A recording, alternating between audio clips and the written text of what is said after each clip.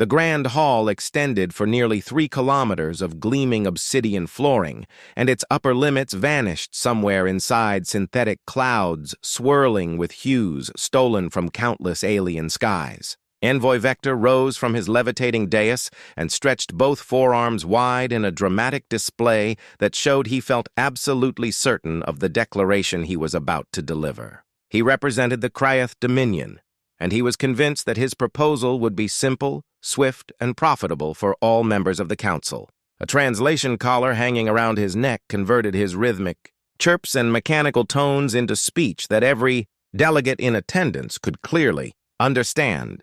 He announced confidently that the issue at hand had been resolved, and that the human cradle world, known as Earth, had been surveyed and labeled as a Tier 7, undeveloped civilization. Humanity had rejected the excellent opportunity to accept protectorate status under council leadership and protection. Now, he said, the time had come to cast votes regarding the consequences of that refusal.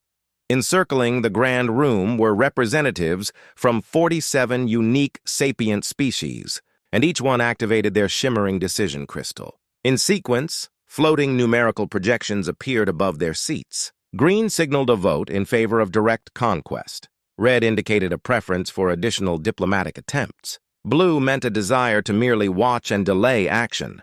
The tally materialized rapidly, and its outcome was decisively one-sided. 43 glowing emerald votes supported invasion. Just 2 crystals shimmered blue, calling for observation. Only 2 pulsed red for continued talks. Chancellor Miradan of the Hegemony inclined her head with pleased approval, her glass-like features catching and scattering the green illumination filling the hall. She addressed the assembly, declaring that humanity would soon discover what every stubborn, emerging species eventually learned after refusing cooperation with the Galactic Order. The galaxy functioned under established laws shared by all, and those who declined to comply would be forced to kneel one way or another. She reminded the audience that the Council's forces had successfully subdued 600 star systems over 4 millennia, and this campaign would be no different than the ones recorded in history. One of the sole dissenters, Ambassador Thresh of the Aquarian Collective, who had voted red for negotiation, voiced a concern about mankind possessing nuclear arms. He admitted these devices were rudimentary in comparison to Council weaponry, yet still carried risk, particularly if humans panicked and chose to unleash them without hesitation or regard for. The chamber rang with the sound of Ambassador Vahor's mocking laughter as it bounced off the titanic walls. He declared that nuclear weapons were charming relics, little more than childish trinkets. He boasted that their defensive barriers could endure the fury of newborn suns, and that humanity's most powerful explosives were equivalent to faint sparks compared to the overwhelming, destructive might the Council's armada commanded. He announced that the invasion fleet would launch within a single cycle, comprising 3 formidable task forces totaling 5,000 starships. It would be a routine enforcement mission, he claimed, concluded in under a week with minimal effort. Yet none of them, blinded by arrogance and smug superiority, imagined that humanity was quietly monitoring every word they uttered from a deeply hidden bunker situated 2 kilometers beneath the surface near Colorado Springs. Lieutenant Commander Jake Morrison sat at his secure station, headphones pressed to his ears as he monitored a classified quantum interception grid. The system was so secret that no official records acknowledged its existence. Jake followed every translated syllable flowing from a multitude of alien dialects, and he understood the gravity of what was unfolding. When the final vote concluded and the fate of Earth was sealed, he turned toward the general beside him and murmured his report. The extraterrestrial assembly had just authorized a full-scale assault on Earth, deploying 3 interstellar strike groups made up of 5,000 vessels using faster-than-light propulsion. According to his calculations, the hostile fleet would reach Earth in roughly 6 months. General Richard Hayes remained motionless, his expression unreadable despite receiving confirmation of an imminent invasion by a colossal alien force. He had spent 3 decades preparing for exactly this scenario. Ever since the first faint extraterrestrial signal was intercepted by covert surveillance satellites in the 1990s, he had been waiting for this moment. He instructed Jake to place an immediate call to the president using the secure channel and to initiate the classified operation known as Protocol Olympus. Every contingency was to be executed, every defense system brought online, because the time had finally come to demonstrate what humanity excelled at doing. Jake acknowledged the order and swiftly entered encrypted commands into his terminal.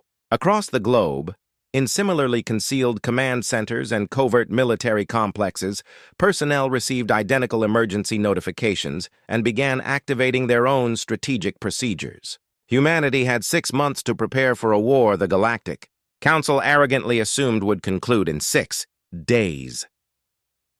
The invaders had already committed their first catastrophic blunder, a miscalculation that would cost them far more than they imagined. They assumed rudimentary technology equaled vulnerability, that humans lacked the capacity to resist. They were about to witness a brutal truth. Technological superiority meant little compared to the unbreakable instinct to endure at any price. They would soon realize the difference between a structured, ritualized warfare doctrine and a species forged through perpetual struggle, a civilization honed on a planet where survival was earned through constant conflict against nature itself. While the Council prepared for a swift conquest, humanity quietly prepared for absolute war. Earth would fight until victory or extinction. There would be no surrender, no subjugation, no acceptance of alien dominion. The invaders believed they were subduing a primitive world. Instead, they were stepping into a meticulously laid trap 3 decades in the making. The clock had begun to tick, and in half a year, the galaxy would be taught a harsh truth. Never judge a civilization's strength simply by the age of its machines. President Claire Bennett stood before an emergency joint session of Congress, her expression solemn yet unwavering. Her voice carried firm resolve. Behind her, on massive the towering holographic screens behind her, footage captured from the Galactic Council's hidden assembly played in stark clarity. It showed the alien delegates casting their votes to subjugate Earth, their voices echoing with arrogance as they laughed about how simple the conquest would be. The chamber remained utterly still, the only sounds being the translated alien speech echoing ominously across the hall. Claire began to speak. Her words directed not only to the members of Congress seated before her, but to every human watching the broadcast across the planet. She declared that for 3 decades, humanity's leaders had known they were not alone. For 3 decades, preparations had been made behind closed doors for the chance that first contact might not be peaceful. And today, secrecy could no longer continue, because this was not diplomacy. It was the beginning of an invasion by a hostile civilization convinced humanity was too primitive to withstand them. The stillness shattered. Voices erupted in outrage, disbelief, and fear.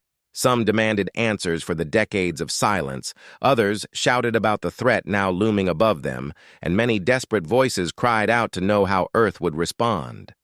Claire raised her hand, waiting as the chaos slowly settled. When the hall finally quieted, she continued. They had 6 months before the enemy arrived. In that time, every nation would unite under a unified global defense command. Earth possessed weapons the aliens did not know existed. They had technology reverse-engineered from stray alien transmissions sent carelessly into space for years. And most importantly, humanity had not forgotten what it meant to fight with everything on the line. Meanwhile, in Geneva, world leaders gathered in an emergency summit.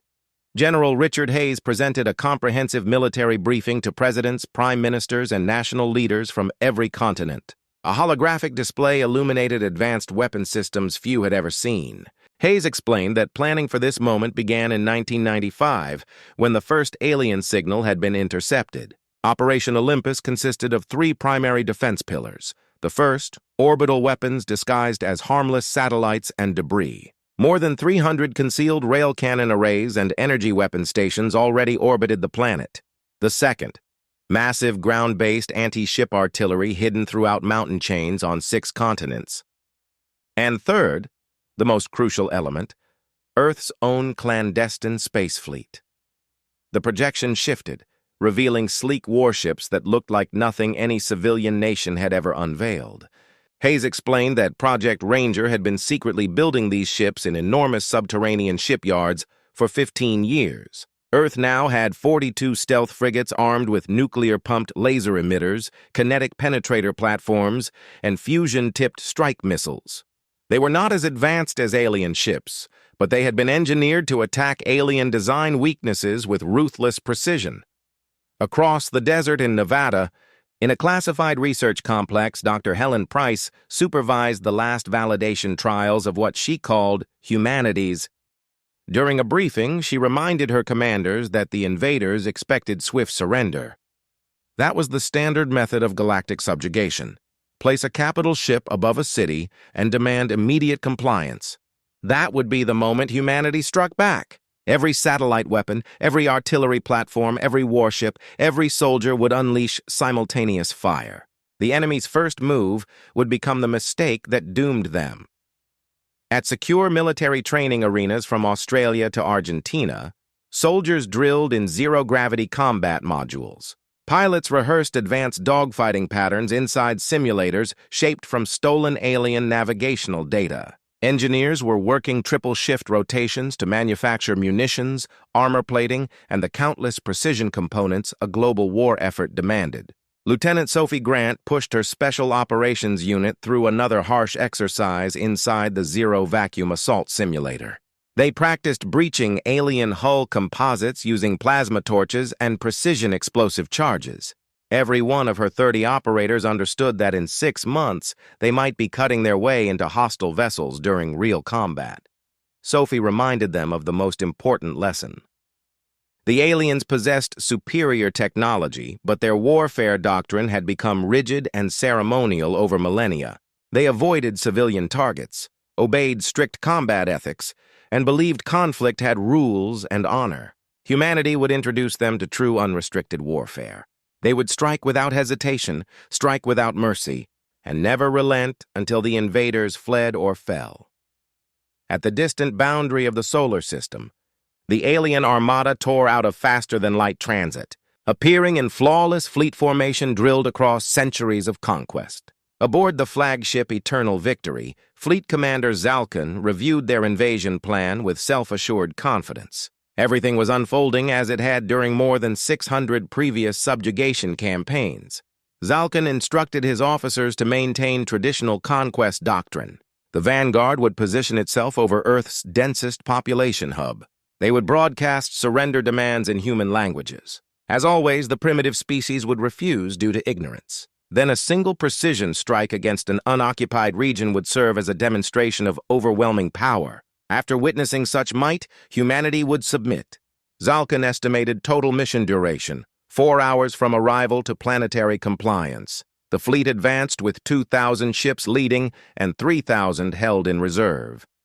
Their sophisticated scanners detected what they considered crude satellites, noisy radio chatter, and the unmistakable signals of a civilization just past planetary infancy. Everything confirmed their assumption of human primitiveness. What their sensors missed were the 300 orbital weapon arrays, whose power signatures were masked by engineered dampeners, and whose thermal footprints blended among decoy satellites. They did not recognize the kill zone they were gliding straight into. Upon settling near lunar orbit in standard assault positions, Commander Zalkin opened a transmission channel, preparing to issue the ritual offer of benevolence through conquest. He never began the speech. At precisely 0600 Greenwich Mean Time, the first rail launcher fired. A 2-meter tungsten penetrator, half a meter thick, hurled at 20,000 meters per second, slammed into Eternal Victory's forward shields. The barrier held for 0.3 of a second before collapsing under the kinetic deluge. The rod pierced the flagship's hull, shredded through 3 decks, and burst out the far side in a plume of molten alloy as atmosphere roared into vacuum and alarms shrieked. Then the remaining 299 defense stations erupted in unified fire. The vanguard disintegrated into chaos instantly. Shields optimized for energy deflection sputtered and collapsed under relentless kinetic strikes. Starships that had subdued countless civilizations suddenly found themselves shredded by weapons the galaxy considered archaic. Fireballs blossomed in silence as life support ruptured, Fuel ignited, and pressurized compartments tore apart. Zalkin bellowed for evasive maneuvers, demanding his forces return fire. He demanded to know where these weapons, his tactical officer answered in a voice frayed with panic. The projectiles weren't isolated. The satellites were weapons platforms, hundreds of them, each firing without pause. The alien assault team scrambled to target them, but every platform was compact, heavily armored, and dancing through unpredictable trajectories. Energy beams found occasional marks, yet the tungsten casings, engineered to take nuclear fireballs, shrugged off the hits. For every platform vaporized, 5 more continued their relentless barrage. Deep within the Colorado Springs command complex, General Richard Hayes watched the tactical feed with a hard, almost satisfied expression. He picked up the secure line and gave the order for the second phase. Launch the Kasaba missiles from covert silos spanning 6 continents. 8,000 warheads erupted skyward. These were not standard thermonukes, but bespoke delivery vehicles carrying shaped nuclear charges. They arced into space on precisely calculated intercept courses for the alien formation. The invaders noticed the launches and sneered. Nuclear missiles were quaint and trivial. Their point defenses could chew through thousands with ease. Their laser batteries began shredding the oncoming volleys. But every intercept that detonated also released its payload's true effect, a focused beam of plasma, a relic of discarded galactic technology, crude and inefficient by their standards, now proved devastatingly effective when delivered en masse against a densely packed fleet. Rivers of stellar hot plasma lanced through the alien formation. Shields tuned to repel conventional energy collapsed under the deluge. Hull alloys designed to shrug off laser fire liquefied and flowed. Silent explosions bloomed as atmosphere vented and fuel conduits ruptured. Whole decks tore open and bodies scattered into the freezing dark. Commander Zalkin watched his armada disintegrate and could not process the scene. War had rules, codes, and protocols that civilized species followed. This was slaughter, unformed and obscene.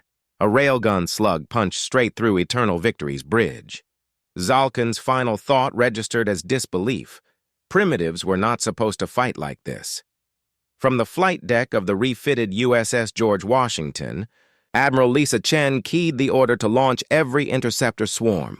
The aliens would try to break off and reform. Her mission was to deny them that chance. 2,000 atmospheric drones rocketed into void, their fusion drives spiking them past Mach 30. They swarmed like stinging insects, loosing armor-piercing salvos and short-range lasers. Alien point defenses tried to cope, but the drones' speed and numbers overwhelmed tracking solutions. When the firing ended, only 300 of the original 2,000 Vanguard ships had limped away to the reserve lines. The remainder were crippled hulks, drifting wreckage, bleeding atmosphere, and frozen corpses into orbit. In low Earth orbit, Lieutenant Sophie Grant's boarding party cut into the first fallen cruiser. They forced entry with plasma shears and swept through corridors full of shocked, wounded aliens unaccustomed to true combat. Many attempted to surrender under the ancient galactic laws of war, formal, ceremonial capitulations that meant little to the humans. Sophie's team made clear that humanity was no signatory to those codes. They secured the vessel, detained survivors, and ripped every byte of data from the ship's systems. Sub-Admiral Courtvan, commanding the reserve, watched the Vanguard's butchery and could only vocalize disbelief. Primitives could not have defeated them. Sensor logs must be corrupt. His signals officer intercepted a human transmission, broadcast on every frequency, in flawless galactic standard lexicon. The message left no ambiguity. The Council had voted to invade Earth. They had misjudged their prey. This was the invaders' final warning: withdraw now or be annihilated. 10 minutes, that was the ultimatum.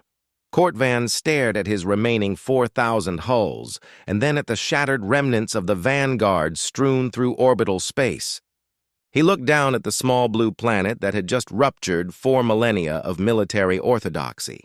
Every logical command urged retreat and report. Pride and doctrine clouded his mind. He could not accept that primitives had bested him. He chose wrongly. He ordered formation for orbital bombardment, glass the surface, turn it to molten stone. 5,000 ships, he was sure, could not be stopped from rain-making planetary ruin. General Hayes watched the enemy shift into bombardment vectors on his board. He lifted the red line, tied directly to every nuclear power's highest launch authority, and spoke with a calm that belied the stakes. He authorized Protocol Final Strike. Weapons that had been hidden on Earth, on the Moon, and even on Mars were given full release. Simultaneously, railguns, lasers, missiles, and kinetic interceptors fired. The sky erupted with thousands of launches as projectiles curved toward the alien armada in numbers that should have been impossible. Single warhead. Each one was 100-megaton Titan, the most powerful nuclear devices humanity had ever forged, crafted for this single day.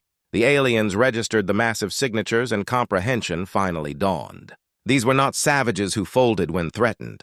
They had misjudged a species that had spent 10 millennia perfecting warfare upon itself, and now that terrible ingenuity had been unleashed outward. They faced a race that would sooner burn than bend.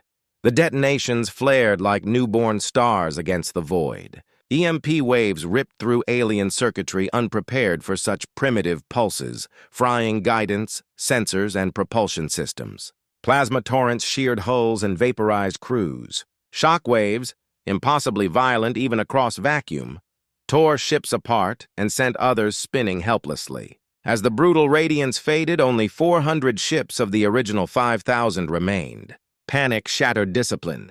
Survivors did not await commands. They jumped to faster-than-light transit and fled toward Council territory. Across bunkers and control rooms on Earth, humanity watched its attackers flee.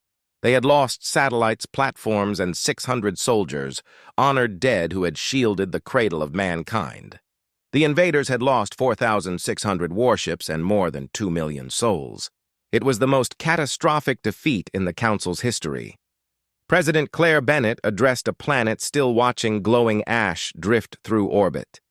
Her voice reached every home and every soldier who had witnessed the heavens ignite. She declared that humanity had proven its truth. They were not primitives, nor supplicants. They were human, unyielding, unbroken, and they would not be erased. This had been the Council's finest armada, and humanity had shattered it. She instructed the surviving aliens to return to their masters and tell them what happened when Earth was underestimated. In the salvage and captured databanks of the Vanguard, humanity uncovered treasures, star maps, fleet routes, base coordinates. The invaders, so certain of triumph, had brought their military architecture with them. The invasion had ended. The war had only begun. Humanity, attacked without provocation, would now answer in kind. They would show the Council the price of voting for extermination. The hunted had become the hunter. The galaxy would now learn the difference between technological polish and survival instinct. President Bennett reconvened the Joint Chiefs and global leaders. They had a choice. Wait for the Council's next hammer blow or strike first and ensure no second fleet ever arrived. The vote was swift and absolute. Humanity would launch a preemptive campaign. They would raise the cost of threats so high that no starborn civilization would dare consider Earth prey again. Admiral Lisa Chen began drafting the offensive. Dr. Helen Price dissected alien faster-than-light systems, unraveling their secrets. Lieutenant Sophie Grant's teams assessed alien bases and identified critical strikes. General Hayes unified Earth's armies for operations beyond the sky. The galaxy had judged humans weak. Now it would witness what happened when humanity fought for existence. Their answer would be carved into worlds with fire and force. The Council's arrogance had sparked this conflict. Humanity's resolve would finish it. And when the smoke cleared, no species would again mistake shiny machinery for superiority. The deadliest species was not the most advanced, but the one that refused to fall. That species was human. The Council would soon understand the magnitude of their error. 6 months later, the first Galactic Council Summit held on Earth convened in New York City. Envoys from 47 species walked among humanity and were startled. They had expected devastation and ruin, but instead found cities repaired, economies revived, children laughing beneath clear skies. They found a species that had faced annihilation and risen stronger. A new chamber stood ready, a hybrid of human steel and alien elegance. A silent declaration, no longer conqueror and conquered, but equals, whether others liked it or not. President Bennett addressed the assembly, not with fear, but with level-eyed authority. She reminded them that half a year earlier these same powers had voted to destroy Earth. Today, they would vote on a new galactic charter. She proposed a charter that guaranteed the sovereignty of every civilization regardless of technological tier. A charter that replaced domination with cooperation. Where the previous council had ruled through force and intimidation, she urged them to build a future grounded in unity. Chancellor Mirrodin stood next, her crystalline features softened with humility. The hegemony admitted its failure and pride. Millennia of effortless victories had dulled their perspective. They had mistaken advanced machinery for inherent superiority. She asked President Bennett what humanity demanded in return. Claire replied with a calm smile. Humanity did not bring demands for peace. They offered terms for partnership. First, open trade and cultural exchange for all worlds. Second, unified scientific programs designed to elevate every species. Third, a mutual defense alliance to guard against true external dangers, not to pursue conquest. Fourth, the abolition of forced protectorate status. Every world would govern itself freely. Ambassador Vector, once a fierce advocate for invasion, spoke with caution. These proposals would reshape galactic order in ways unseen for countless ages. Protocols older than stars would be challenged. Tradition would be shaken. Admiral Lisa Chen responded firmly. Those ancient customs had directly enabled an attack without cause. Perhaps new values were overdue, ones based on respect rather than fear, on cooperation rather than military dominance. Across 3 days, the summit parsed every clause of the new framework. It was difficult. Species accustomed to supremacy hesitated at true parity. Whenever talks stalled, someone remembered the shattered armada. Someone recalled human strike units infiltrating secure alien strongholds. Someone considered the undeniable truth. Humanity could dismantle council power if forced. And negotiations resumed. Breakthrough arrived from an unexpected voice. Dr. Helen Price presented joint research demonstrating the power of merging technological approaches. She showed how each species perceived and solved problems differently. She illustrated a future where shared knowledge produced marvels, faster-than-light systems optimized by human efficiency, weapons refined into defensive systems through alien energy mastery, medical science enriched by countless biological understandings. Cooperation, not rivalry, was the catalyst. Diplomat Thresh, who had opposed invasion from the beginning, leaned forward, intrigued. Would humanity truly share its war technology? Helen answered that Earth would exchange it for alien advancements, not to build more destructive arsenals, but to create defenses, explore the stars safely, and protect all civilizations from real threats rather than each other. That promise broke the final resistance. On the summit's last day, the Charter of Mutual Sovereignty was signed by all 47 species and by humanity. Its core principles were simple yet revolutionary. No civilization would dominate or annex another. All species possessed the inherent right to choose their path and expand their knowledge. Trade and cultural sharing would always remain voluntary, never enforced by power. Armies and fleets would serve only as shields, never as tools for conquest. Conflicts would be decided by diplomacy rather than destruction. President Claire Bennett formally signed the Charter for Humanity, then spoke to the Assembly one last time. She reminded them that just half a year before, humanity had stood on the brink of annihilation. Now they were marking the birth of a genuine united galactic society, one founded not on fear and coercion, but on mutual trust and shared purpose. The previous council believed might defined worth. Humanity believed true strength came from cooperation and diversity. She paused, meeting every pair of alien eyes. She explained that they had arrived expecting primitive minds. Instead, they had witnessed equals. They learned that progress was measured not only by science and machinery, but by the determination to defend what was precious. Humanity would forever remember the choice the Council once made, yet chose to step forward rather than cling to hatred. They chose unity instead of endless conflict. In the months that followed, the galaxy changed in ways none would have imagined prior to that failed invasion. Human engineers stood beside alien researchers in shared laboratories. Interstellar trade routes spread from Earth to 100 different planets. Cultural programs brought alien art, music, and stories to Earth, and human culture reached distant worlds. Civilizations once isolated from each other now forged alliances and friendships. Lieutenant Sophie Grant, promoted to colonel, commanded the first Joint Human-Alien Special Operations Task Force. Their mission was to respond to legitimate threats to galactic security. Her unit included operatives from 15 species, each trained in human and alien battle doctrine. They embodied a new order where many worlds worked in unity toward shared security. Admiral Lisa Chen oversaw humanity's integration into the unified galactic defense fleet. This defense force was built on principles of collaboration, not subjugation. Her flagship remained the UNS Retribution, a solemn reminder of what occurred when diplomacy failed and a pledge that such tragedy would never be allowed again. Dr. Helen Price led the Joint Science Initiative, merging human creativity with alien knowledge to propel civilization forward. Within 1 year, they achieved faster-than-light engines operating at twice previous efficiency. They developed medical breakthroughs extending. Young students studied the event known as the invasion that failed. They learned how humanity confronted impossible odds and chose defiance over surrender. They learned how humans transformed perceived primitiveness into overwhelming strength. They learned how humanity triumphed in a war they were never expected to survive by conventional strategic logic. And most importantly, they learned humanity then chose cooperation instead of revenge and tyranny. The greatest lesson taught was the one that mattered most for the ages ahead. Many forms of strength exist. Being different does not mean beingless.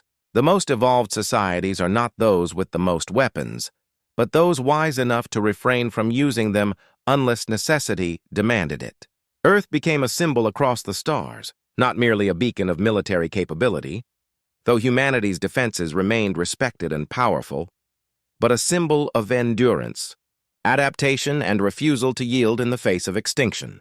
It became a symbol of choosing unity after proving unmatched ferocity in war. The galaxy once voted to conquer Earth, believing it would fall within days. Instead, they uncovered a truth that reshaped all worlds. Humanity's greatest strength was not their tools or their